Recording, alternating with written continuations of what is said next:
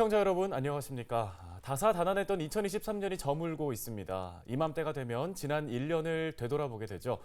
저희 헬로티비 뉴스에서도 올 한 해 우리 지역에서 어떤 일들이 있었는지 또 주민들은 어떤 사안에 관심을 많이 가졌는지 돌아보는 시간 마련했습니다. 네, 오늘과 내일 이틀에 걸쳐 1년 동안 헬로티비 뉴스를 통해 전해드렸던 우리 지역의 주요 소식들 짚어보겠습니다. 네, 먼저 올해 1월 마스크에서 완전히 해방되면서 코로나19라는 긴 터널을 벗어났지만 고물가, 고금리에 서민들의 살림살이는 팍팍해졌습니다. 또 자영업자들의 한숨은 더욱 깊어졌는데요. 내년에는 좀 달라지면 좋겠지만 암울한 전망들이 나오고 있습니다. 네, 다시 보는 2023. 고물가, 고금리 속 서민들의 삶은 어땠는지 돌아보겠습니다. 손성혜 기자입니다. 올해 전기세 등 각종 공공요금이 올라 서민들의 한숨이 커졌습니다. 매달 내는 금액이 있다 보니까 그런 게 조금 헉헉하죠. 거지서를 보게 되면 이게 맞는 건가? 버리는 그대로인데 전기, 수도, 가스 요금이 30% 가까이 올라 서민들의 가계 경제에 부담이 커진 겁니다. 그렇다고 저희가 집이 뭐 따뜻하게 살거나 그러진 않은데 이게 아무래도 전에하고 똑같이 온도를 맞추고 있는 상황인데도 더 춥고. 팍팍해진 살림에 허리띠를 졸라매고 부업을 찾아 나섰습니다. 뭐 한꺼번에 많은 양은 할 수는 없지만 그래도 한 주에 두세 번 하면 그래도 그 주 생활할 수 있는 생활비는 되니까. 저소득층 10가구 중 6가구는 소득보다 지출이 많은 만성적자고 생활비 부담으로 부업에 뛰어든 가장은 역대 최고치를 기록했습니다. 사실은 일반 서민들이 느끼는 어떤 그 물가의 어떤 체감 물가의 고통 아주 뭐 극단으로 치달을 수밖에 없는 형편으로 알고 있는 거고요. 코로나19를 힘겹게 버틴 자영업자들은 장기화된 경기 침체에 다시 어두운 터널에 갇혔습니다. 모두 물가 다 오르니까 그게 잘 나오시질 않아요. 전에는 조금만 하면 뭐 기분 좋아서 나오고 친지 만나서 나오고 뭐 이랬거든요. 근데 요새는 나오시질 않아요. 남는 게 없다 보니 장사를 접어야 할 판입니다. 전기료, 가스값 이런 것도 오르니까 자꾸 마진이 자꾸 줄어요. 저희 같은 경우에 체인점이잖아요. 프랜차이즈인데 은평구에 많이 있었어요. 근데 다들 장사도 안 되고 마진도 없고 이러다 보니까 다 폐업을 했어요. 신사점도 없어지고 북과제점도 없어지고 차라리 그냥 배달 그냥 대행이나 그냥 할까 하고. 올해 8월 말 기준 소상공인 폐업 점포 철거 지원 신청 건수는 2만 4천여 건. 2019년 대비 4배 가까이 늘어난 수치입니다.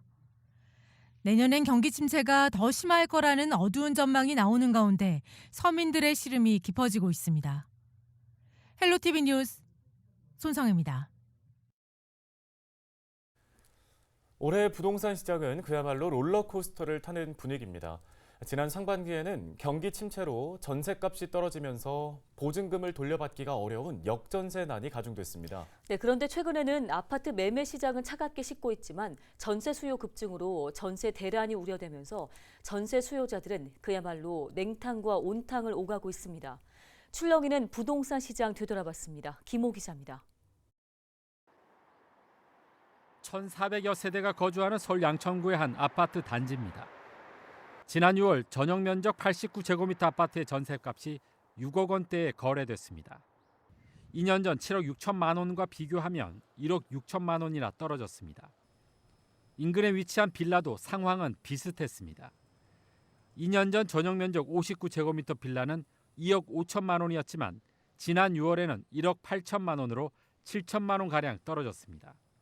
지금 14단지 같은 경우 27평 같은 경우가 한 7억 6천까지 전세가가 갔었는데 지금 한 6억도 제대로 안 나오고 있거든요. 그러다 보니까 20% 이상 떨어졌다라고 볼 수가 있어요.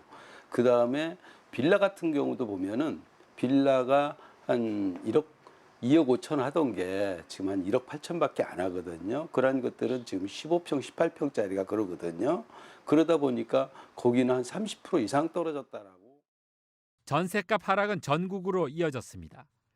지난 6월 기준 수도권 아파트 전세 가격 지수 변동률은 2년 전과 비교해 서울이 9.7% 하락했으며 경기 11.5%, 인천은 17.1% 떨어졌습니다.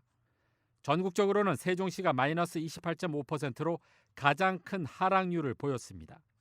이처럼 전셋값이 크게 떨어지면서 집주인이 전세금을 임차인에게 돌려주지 못하는 역전세난이 가중됐습니다. 실제로 역전세 위험 가구는 올해 초 25%에서 지난 6월에는 50%까지 2배 가까이 늘었습니다. 세입자는 보증금을 제때 돌려받지 못할까 봐 불안하고 임대인은 떨어진 차액 마련에 고충을 토로했습니다. 집주인들이 임대인들이 차액을 내줘야 되는데 3억에 들어간 전세를 지금 현재는 2억 7, 8천밖에 아니니까 2천을 내줘야 되는데 2천을 내줄 수 없는 여력이 없으신 임대인들이 이제 많이 계신 거죠. 임대인들은 보증금을 내주려면 은행 대출이라도 받아야 하는데 이마저도 여의치 않은 상황이라며 대출 규제를 풀어줄 것을 요구했습니다. 그러니까 대출을 받아서 줘야 되는데 어디서 대출을 받아야 되냐 이거죠. 저는 저번에 은행도 갔다 왔다니까요. 우리 주거래 은행도. 저희 아파트도 시세가 떨어져서 그러니까 마이너스 9천이래. 그러니까 대출 한도를 초과했다는 거예요. 그러니까 공시가가 내려가다 보니까. 남아 돌던 전세 물량으로 추락하던 전세값은 최근 다시 오르고 있습니다. 급증하는 전세 수요보다 공급 물량이 부족하다 보니 집주인들이 전세값을 올리고 있기 때문입니다. 최근 전세값이 일주일 단위로 계속 오르면서 양천구의 한 아파트 단지는 올 초 대비 수억 원이 오른 것으로 나타났습니다. 올해 상반기 역전세난을 걱정했던 부동산 시장의 기류는 다시 전세 대란으로 바뀌면서 전세 실수요자들의 걱정이 커지고 있습니다. 더욱이 내년 서울 아파트 입주 물량은 1921가구로 올해의 3분의 1 수준에 불과합니다. 따라서 전문가들은 청약 경쟁률은 높아지고 전세값은 더욱 오르면서 주거 불안이 가중될 것으로 전망하고 있습니다. 역전세난에서 다시 전세 대란으로 부동산 시장이 요동치면서 전세 실수요자와 임대인들의 명암이 엇갈리고 있습니다. 헬로티비 뉴스 김호입니다.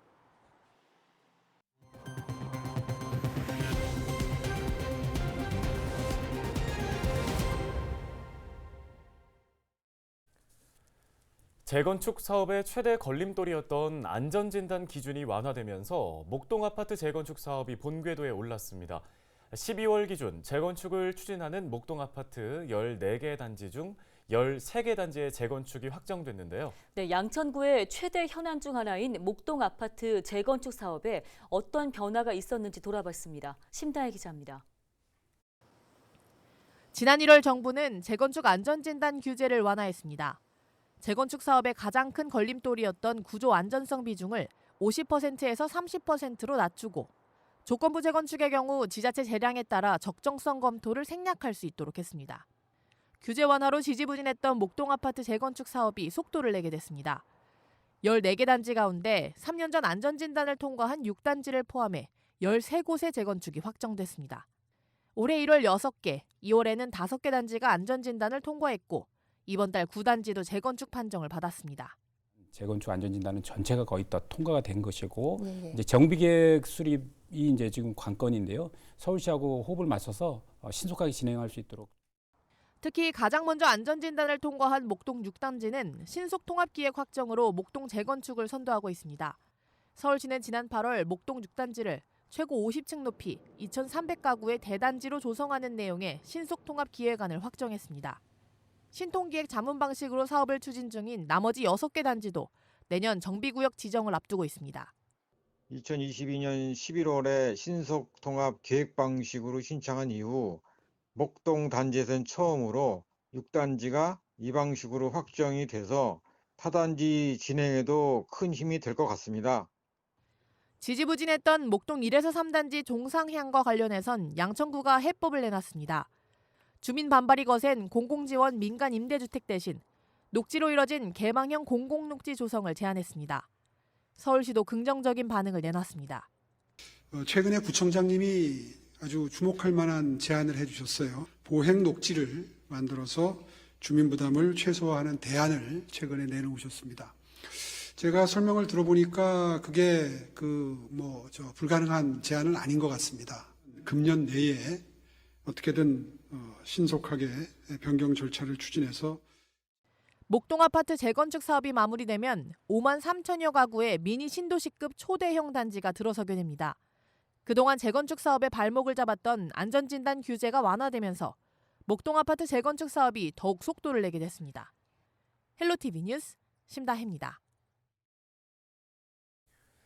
양천구의 또 다른 현안이죠. 지지부진했던 서부 트럭 터미널 개발 사업도 급물살을 타게 됐습니다. 네, 이번 소식은 심다혜 기자가 전해드립니다.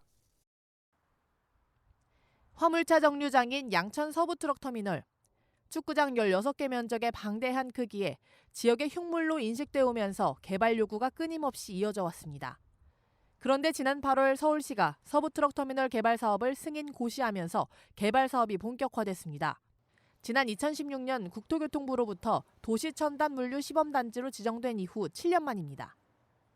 사업 승인으로 서부 트럭 터미널은 1조 7천억 원이 투입돼 지하 7층, 지상 25층 규모의 주거와 쇼핑, 물류 기능이 결합된 복합시설로 탈바꿈하게 됐습니다. 화물자동차 정류장이라는 기존의 기능을 유지하면서 아파트와 대형 쇼핑센터 등이 함께 들어설 예정입니다. 공공기업은으로 수영장과 다목적 체육관을 포함한 체육센터와 창업지원시설도 조성됩니다.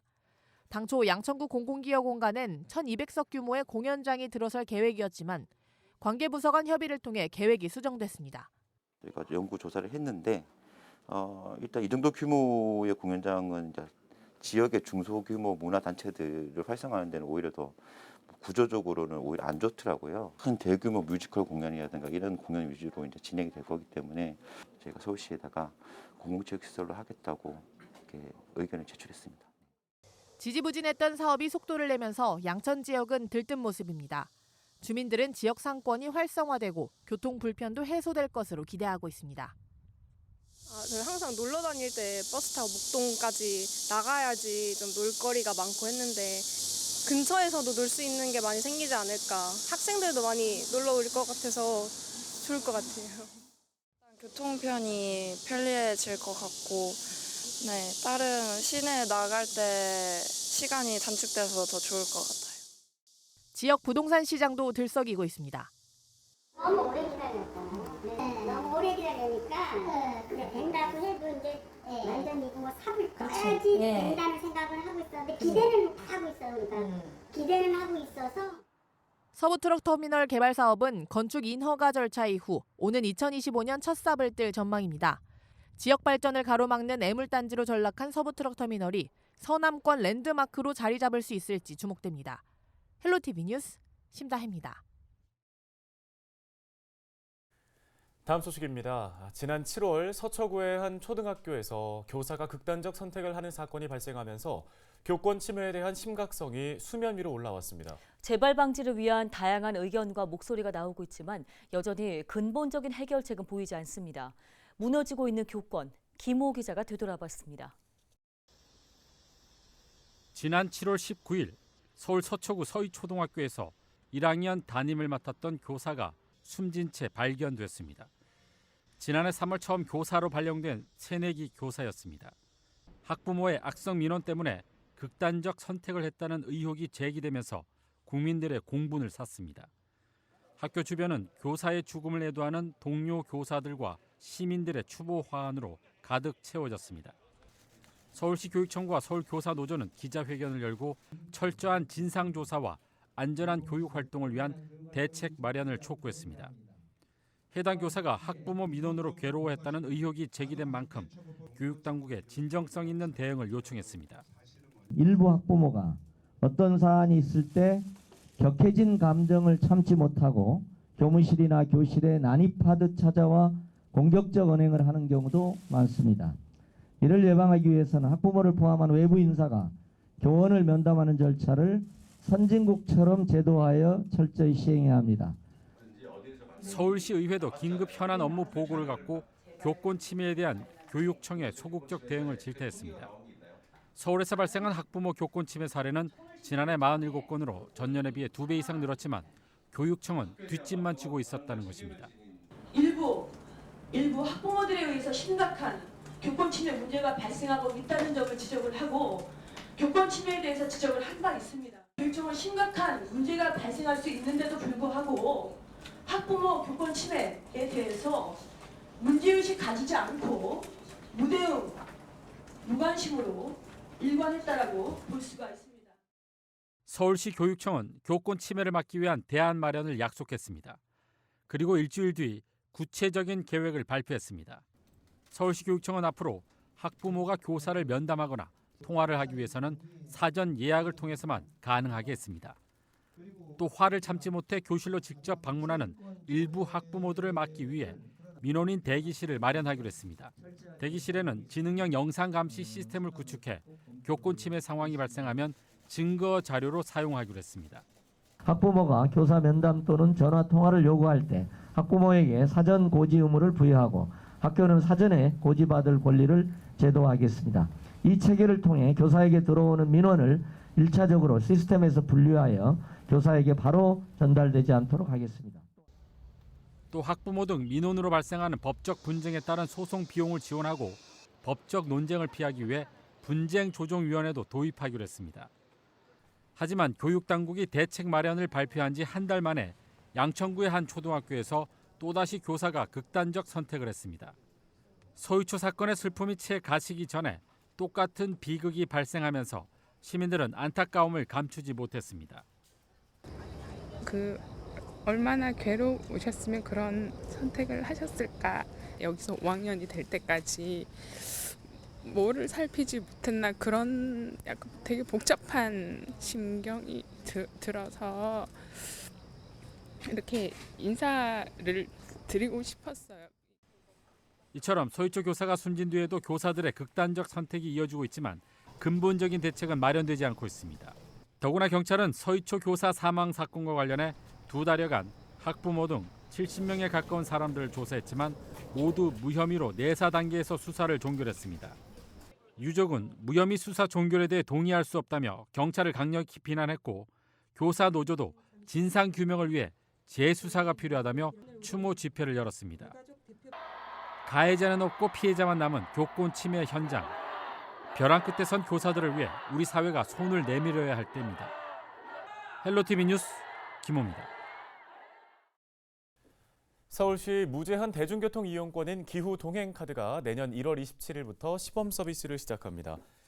기후 동행카드는 월 62,000원으로 지하철과 버스를 무제한으로 이용할 수 있으며 여기에 3,000원을 추가하면 따릉이까지 이용할 수 있습니다. 서울시는 서비스 시작 5일 전인 1월 23일부터 모바일 카드 다운로드와 실물 카드 판매를 시작한다고 밝혔는데요. 실물 카드는 서울교통공사 1호선에서 8호선 역산의 고객안전실에서 3,000원에 판매합니다. 서울시는 내년 시범 기간 인천시와 김포시에서도 기후 동행 카드를 사용할 수 있도록 실무 논의를 진행하고 있습니다. 올해 은평구 10대 정책 선정 투표에서 은평 아이맘 상담소가 1위로 선정됐습니다. 아이맘 상담소는 심리적 어려움을 겪고 있는 영유아, 부모, 보육 교직원 등을 대상으로 심리검사와 상담을 지원하는 서비스입니다. 은평구 10대 정책 선정 투표는 지난 6일부터 14일까지 진행됐으며 투표에는 3,533명이 참여했습니다. 투표 결과 아이맘 상담소가 가장 많은 표를 얻었고 2위는 출퇴근 전용 버스와 공항버스 신설, 3위는 노인 일자리 사업, 4위는 앵봉산 가족 캠핑장 조성 운영이 선정됐습니다. 양천구 신월 일동 일대에 모아타운 관리계획안이 확정됐습니다. 서울시는 소규모 주택정비 통합심의소위원회를 열고 양천구 신월동 102-33 일대에 모아타운 관리계획안을 수정 가결했습니다. 관리계획안은 이 일대의 용도지역을 2종에서 3종 일반 주거지역으로 상향하고 정비기반 시설을 설치하는 등의 내용을 담고 있습니다. 2종에서 3종 일반 주거지역으로 상향될 경우 현재 150에서 200%인 용적률이 200에서 300%로 변경됩니다. 양천구 신월 일동 일대는 작년 6월 모아타운 대상지 공모에서 선정됐으며 올해 1월부터 관리 계획 수립을 시작했습니다. 오늘 저희 헬로티비 뉴스가 준비한 소식은 여기까지입니다. 네, 시청해주신 여러분 고맙습니다.